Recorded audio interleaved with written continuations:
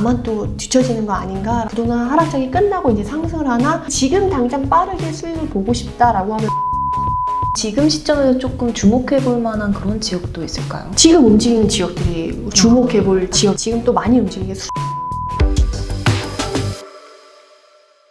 자, 이번에는 요즘에 안 다뤄볼 수가 없는 주제죠. 바로 부동산 시장에 대해서 얘기를 해보도록 하겠습니다. 상황을 좀 말씀해 주시면 좋을 것 같아요. 최근에 조금 서울이 빨리 상승하는 모습이 보이고 있잖아요. 네. 근데 데이터로 보고 실제로 가보면 아까 말씀드린 강남 4구랑 그 강남 3구랑 마주보고 있는 광진구라던가 이런 애들만 빨간불이 켜져 있어요. 핵심 지역만 간다 이렇게 생각을 하시는 게 맞을 것 같아요. 그래서 다시 막 가격이 오르고 있다라고 나와서 되게 조급해지고 나만 또 뒤처지는 거 아닌가 라는 생각이 드시는 분들이 많으실 텐데, 지금은 하락장이 지속되고 있는 게 맞고요. 그 중에 일부 압구정, 현대 누가 들어도 좋잖아요. 그렇죠. 반포, 레미안, 아크로, 리버파크 이런 애들은 누가 봐도 가치가 있잖아요. 이런 애들이 일정 가격 이하로 떨어져서 메리트가 있어진 구간에 들어왔다라고 하는 애들만 지금 가는 거예요.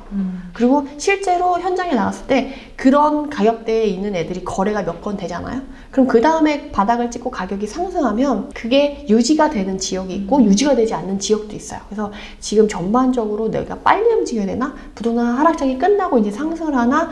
그런 생각은 안 하시는 게 맞다. 일기 신도시도 마찬가지예요. 제가 일기 신도시 책을 썼지만 일기 신도시도 5개 지역이 있잖아요. 네. 그래서 우리가 지난번에 현장을 갔을 때 분당을 간 이유가 있어요. 분당이 특징적으로 빠른 움직임을 보이기 때문에 분당을 간 거예요. 분당이랑 평촌은 움직임을 보이는 지역이고요. 나머지 일산, 삼본, 중동 신도시는 아직 분위기가 나타나고 있진 않아요. 솔직히 일기 신도시 투자를 생각하시는 분들은 돈이 많으신 분들은 아니에요. 왜냐면 돈 많은 사람들은 지금 서울 보지 일기 신도시 안 보거든요. 그리고 제가 한 10억 정도 갖고 있다 하시는 분들은 일기 신도시 분당을 봐야 되냐 서울로 봐야 되냐 고민하셔서 질문하시는 분들 계시거든요. 그냥 전 서울 가라고 얘기를 해요. 물론 이제 분당 같은 경우 새 옷을 갈아입었을 때 자산 점프를 할 가능성이 높죠. 근데 문제는 오래 걸린다는 거예요. 근데 지금 당장 빠르게 수익을 보고 싶다라고 하면 서울을 가는 게 맞지. 많이 떨어진 지역이나 단지를 기준으로 해서 본인이 가진 자본이나 이런 거에 따라 틀리긴 한데, 어쨌든 지금 전반적인 흐름은 우리가 분당에서 정자역에 있었던 늑티마을 3사단지 같은 경우는 2주까지 갔잖아요. 그래서 돌이킬 수 없는 사업 단계까지 갔기 때문에 지금 진행이 되고 있지만, 나머지 2주 전 단계까지 온 애들도 지금은 조금 더 세부 사항이 나오는 걸 보고 진행을 하겠다라고 해서 약간 사업이 멈춰있는 상황이다. 근데 시범단지는 이미 정주 환경이나 인프라던가 거주 환경이 너무 좋아서 대기 수요가 있어요. 게다가 정자의 리모델링이 진행되면서 이주 수요도 발생하면서 전세가도 2억이 오른 지역이라고 해가지고 막 탑픽으로 올라오기도 하잖아요. 이런 수요들의 생각은 뭐냐면, 진행이 안 된다고 할지라도 얘네들의 가치는 변하지 않는다는 거죠. 부동산의 가치는 움직일 수 없기 때문에 생기는 가치가 가장 좋은 가치거든요. 그렇게 입지를 좋게 갖고 있는 애들은 사업이 어땠든 분위기가 어떻든 상관없이 모든 사람들이 가치를 인정하기 때문에 지금 같은 시기에도 거래가 되고 가격이 반등할 수 있다라는 거죠. 그래서 먼저 가는 애들은 좀 먼저 챙겨봐야 되고, 아직 움직임을 안 보이는 애들은 천천히 모니터링 하면서, 굳이 내가 대출 이제 내가면서 그 기간을 기다릴 필요가 없잖아요. 저점 시그널이라고 제가 말씀드렸는데, 그 저점 시그널에 들어오는 지역인지 단지인지 확인하시고 움직이시면 너무 좋을 것 같아요. 그러면 지금 시점에서 조금 주목해 볼 만한 그런 지역도 있을까요? 지금 움직이는 지역들이 주목해볼 지역이죠. 내가 만약에 지역들. 송파에, 분당에 시범단지, 순회, 그리고 성남은 지금 또 많이 움직이게 수정구랑 중원구도 많이 움직여요. 산성역 포레스티아 같은 경우는 올 초에 성남이나 경기도권 내에서 거래 건수가 폭발적으로 늘어난 단지 중에 하나인데, 그 이유가 그때 특례보금자료론이 발표되면서 그 가격대 9억대 언저리에서 내 집 마련을 하기가 딱 좋으면서 역세권이면서 입지가 좋으면서 5년 미만 신축이면서 가격이 30에서 40% 빠진 단지였거든요. 특히 또 신혼부부 수요들이 몰리면서 가격이 이렇게 반등을 했었어요. 조금 주의할 건 자이가 입주를 하거든요.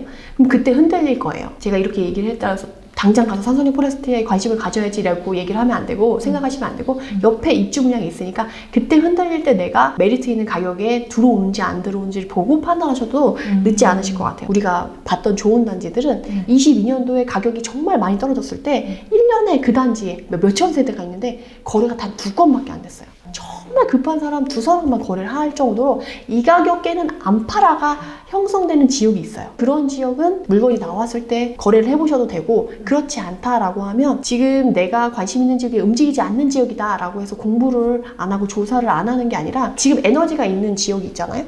그럼 이 에너지가 유지가 된다. 그리고 에너지가 모인다고 하면 이게 퍼져나가요. 다음에 에너지를 넘겨줄 지역이 어딘지를 보고 이때쯤 에너지가 움직이면서 가게 날아갈 것 같으니까 그럼 내가 이때에 맞춰서 내 걸 준비해야겠다라고 생각해야 되기 때문에 그 먼저 움직이는 지역들의 흐름과 에너지의 크기, 방향성을 확인하시면서 꾸준히 모니터링해야 내가 관심 있는 지역까지 물이 들어왔을 때 그 기회를 놓치지 않을 수가 있어요. 근데 지금은 이전에 비해서 급매물이 좀 많이 걷어들여진 상황이잖아요. 또 어떻게 대처를 해야 되고 이런 거를 또 잘 모르실 수 있거든요.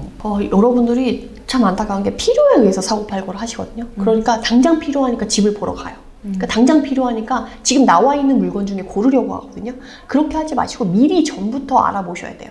그래서 저도 내 집 마련을 할 때 어떻게 했냐면 저는 2-3개월 정도 간격을 두고 물건을 계속 파악을 했어요. 그러다 보면 분당에서도 정말 22년도에 그 가격에는 안 파는데 2건이 거래됐다고 했잖아요. 그 가격에. 그런 물건들을 전 눈먼 물건이라고 하거든요. 눈먼 물건이라는 건 매도하는 사람이 지금 시세 현황을 잘 모르는 거예요.